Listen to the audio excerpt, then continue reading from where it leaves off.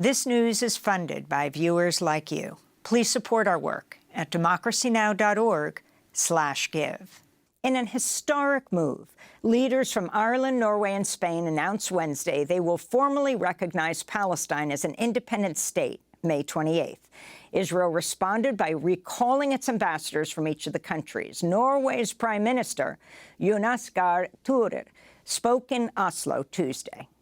There can be no peace in the Middle East without Palestinians and Israelis having their own states, and that there is a two-state solution. There cannot be a two-state solution without a Palestinian state. And in other words, peace in the Middle East requires a Palestinian state.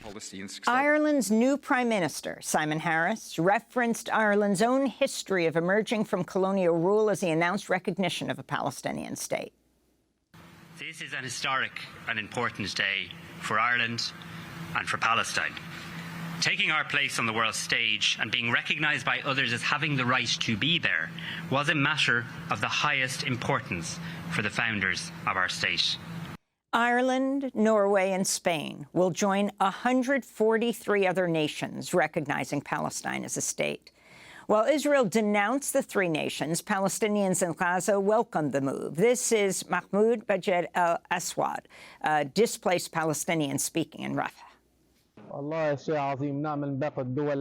This is a great thing. We hope other countries will recognize the Palestinian state, as Spain did recently, and Norway and Ireland. We have the right to live like other countries, to have a state, and to live in freedom like other countries in the world. On the streets of Dublin, supporters of the move to recognize Palestine as a state spoke of Ireland's long history of solidarity with Palestinians. Yeah, I think Palestine should be recognised as a state. I think Ireland and Palestine have a lot of conjoined history, and we've been oppressed by similar groups and things in the past. And I think if Irish people can't see the correlation there, then they either don't know what it is to be Irish, they don't understand enough about Irish history. We go now to Dublin, where we're joined by Catherine Connolly, independent member of the Irish Parliament. Welcome to Democracy Now! It's great to have you with us. Can you start off by talking about the significance of this move, and was there any opposition? Amy, thank you very much for having me, and congratulations on your work. And I very much welcome the decision taken by our government in our name to recognise the State of Palestine, along with two other countries, Norway and Spain. And next Tuesday will be historical when we raise the Palestinian flag on the grounds of our Parliament, known as the Dáil. Was there any opposition to this? Absolutely not. In fact, a lot of us would feel frustrated that it has taken so long, but not to take from the momentousness of the decision. It's a very good day for Ireland that we finally stopped the rhetoric and took the first step in a series of actions that I believe must be taken. And that first step is to recognise the State of Palestine. And can you talk about what those steps are that you think must follow this recognition that will happen officially on May 28th, next Tuesday? Yes, well, we have a Shannon Airport, an international airport, and for many years now, I and my colleagues have been highlighting the fact that American weapons, the American Army, are freely going through this airport. And we have raised it consistently in the Parliament, and we've been given reassurances by the government that there are no arms, and that we should get the evidence and bring it to the government, and then they'll do something about it. That's an impossibility. Many have tried, actually, many courageous people, and some have gone to prison for their efforts in their attempts to get evidence to show what's happening. But the duty is on the government to inspect those planes. They don't do that, and they've taken the reassurances of the American government that no weaponry is going through Shannon. So that's one action. The second action is to enact the Occupied Territories Bill, which would ban any Israeli produce from the occupied territories. That bill is in being since 2018, brought by a courageous senator, Senator Francis Black, and that was 2018, and 6 years later, we still haven't enacted that. Then there's also the European Trade Agreement, which contains a relatively strong human rights clause, and we should be forcing the EU to act on that clause and stop trading with Israel. I wanted to play for you the Israeli Foreign Affairs Minister recalling Israel's ambassador to Ireland, Dana Erlich, speaking to News Talk. Ambassador Erlich said Ireland's recognition of a Palestinian state is a prize for terrorism. How does this help the people of Gaza? Today, waking up to this news, how does this help them under the Hamas regime, brutal, cynical regime that they have been dealing with? The fact that about half an hour after this announcement, a Hamas official has welcomed and congratulated the statement, saying that these recognitions are the direct result of the brave so-called resistance, they call it, the October 7th massacre, and the war that they launched since. So the fact that Hamas is welcoming this step, the fact that Iran is welcoming this step is a clear sign that this is seen as a prize for terrorism. Catherine Connolly, can you respond to the Israeli ambassador calling this a prize for terrorism? I prefer not to respond to the Israeli ambassador because she's had access to our airwaves for a very long time and she's failed to learn anything.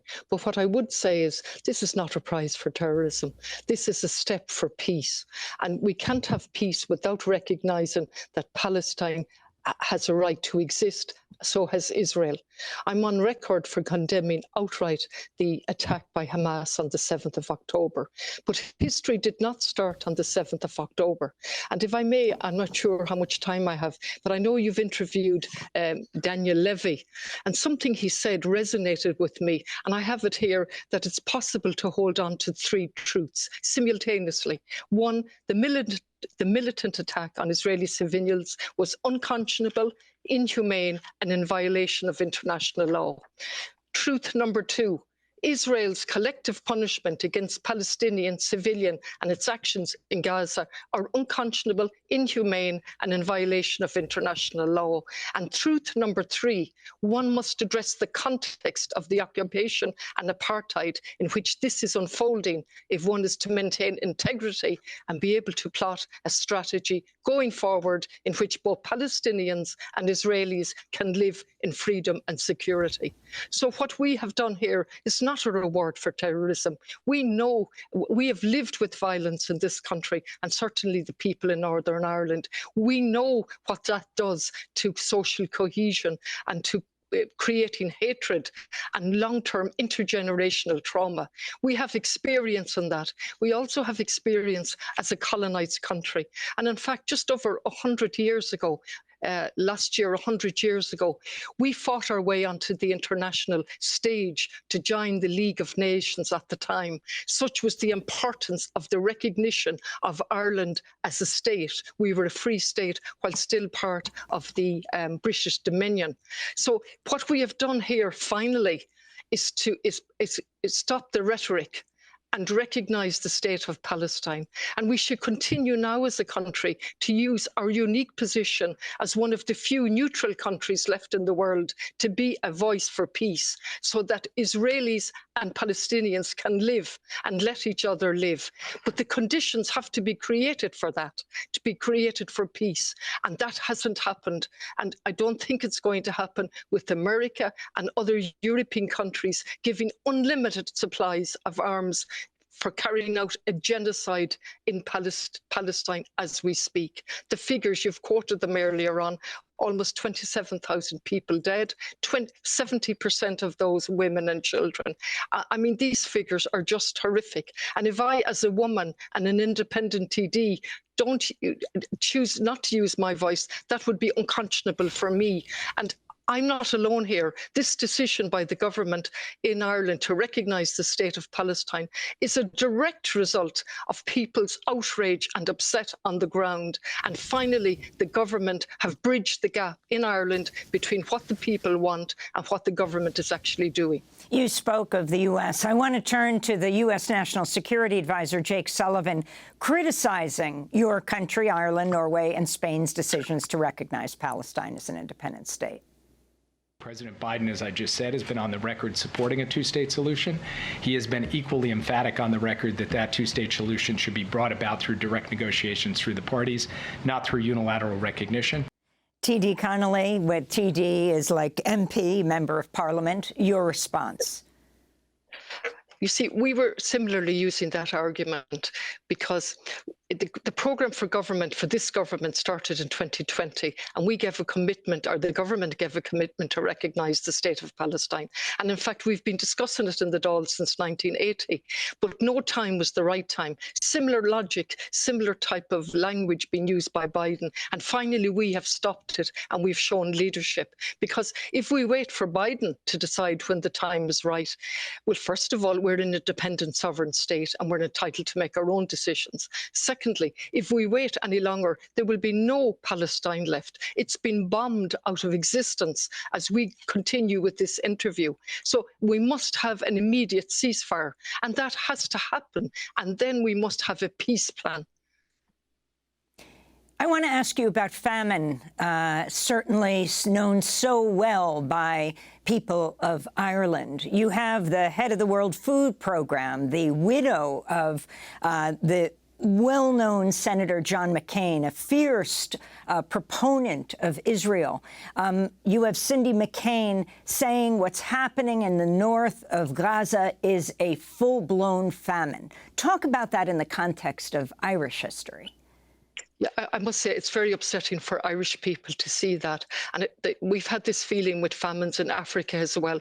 Our solidarity is immediately with those who suffer in any way, but particularly from famine. And just last Saturday, indeed, I took part. Can you imagine 170 years approximately after the famine, I'm taking part in an annual famine walk up in Mayo to commemorate the millions that died or were forced to leave or died in coffin ships as they went over to America, Canada, and other countries. So live is the memory for us. It has come down through the generations. And of course, we had two guest speakers, and one of them was from Palestine. And we were actually all reduced to tears as we listened to her tell factually what was happening in Gaza as she spoke.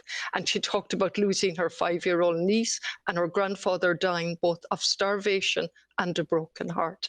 So our history of being colonized, our history, we know how to speak truth to power. At least I would like to think that we have learned that lesson, and that we are gradually freeing our own minds from being colonized and realize that our role in the world is to speak truth to power, to call out injustice when we see it happening, and to call out what's happening in Palestine as genocide.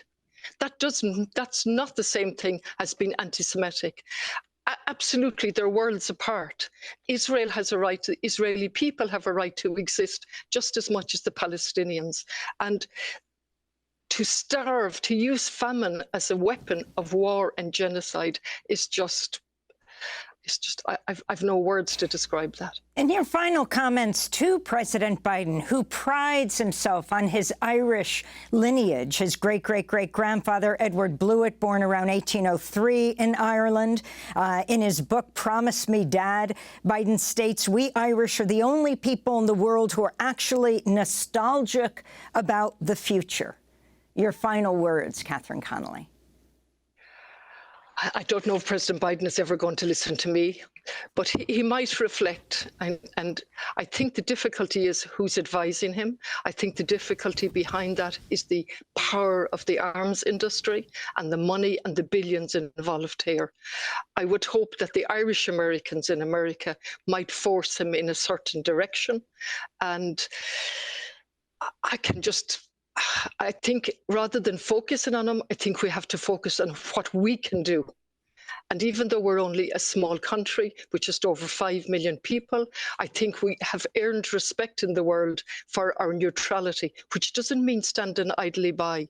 But we have earned respect as people that can be trusted, and we've sent our troops abroad on peacekeeping missions. And I think that's what we need to focus on. And certainly I, as a member of the opposition, to force action following this momentous decision to recognise Palestine. As I said, to stop troops and weapons going through Shannon, to make sure that we enact the Occupied Territories Bill, to force the EU or push them in the direction of stopping trade with the Israel, and there are many, many more. And going back, we had a report from Amnesty, which the government here choose to ignore, which said that Israel was operating an apartheid regime.